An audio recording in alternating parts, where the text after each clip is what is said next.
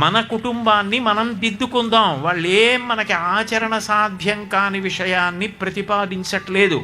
మనందరినీ తలకో 10,000 ఇమ్మని అడగట్లేదు. ప్రతి వాళ్ళు రోజు 5 మైళ్ళు నడవండి ఈ ఏడాది అని అడగట్లేదు. వాళ్ళు అడుగుతున్నది మీ అందరూ కలిసి కూర్చోండి, మీ కుటుంబాన్ని మీరు గౌరవించండి, మీ అమ్మగారిని మీరు గౌరవించండి. అమ్మ కన్నా గొప్ప దేవత లేదు, పరదేవతయే అమ్మ రూపంలో ఉంది అని మన శాస్త్రం చెప్తోంది.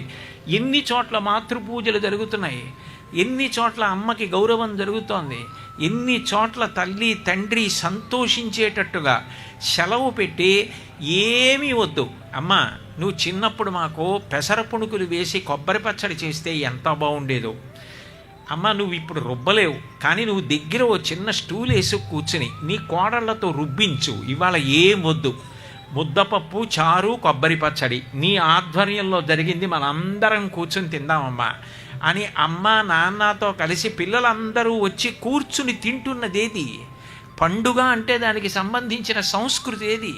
రేపు సంక్రాంతి పండగ వస్తోంది, హరిదాసులేరి, గంగిరెద్దులేవి, ముగ్గులేవి, గొబ్బిళ్ళేవి, అన్నీ పోయాయి, కోడిపందాలు మిగిలేవి. కాబట్టి ఆలోచించుకో, నీ కుటుంబం ఏమిటి, నీ సంస్కృతి ఏమిటి, ఎక్కడి నుంచి వచ్చావు. ప్రతి చోట ఒక్కొక్క చోట ఒక్కొక్క సంస్కృతి ఉంది. సంస్కృతి అంటే చచ్చిపోతారు దాన్ని నిలబెట్టుకోవడానికి. ఏది మన రాష్ట్ర సంస్కృతి, మన పండగలు మనం నిలబెట్టుకుందాం.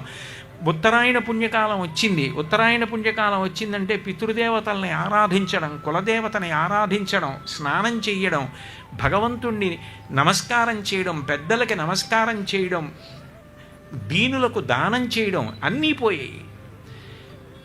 అటువంటి సంస్కృతిని వ్యాప్తి చేసేవి కూడా తగ్గిపోతున్నాయి. నువ్వు దాని గురించి మళ్ళీ పూనిక పొందు, నీ కుటుంబం గురించి నువ్వు పరిశ్రమ చెయ్యి. ఇప్పుడు మొదలుపెట్టు. దీని గురించి ఎవరినో ఏదో నింద చేయకు. ఇదేం పెద్ద కష్టమైన విషయం కాదు.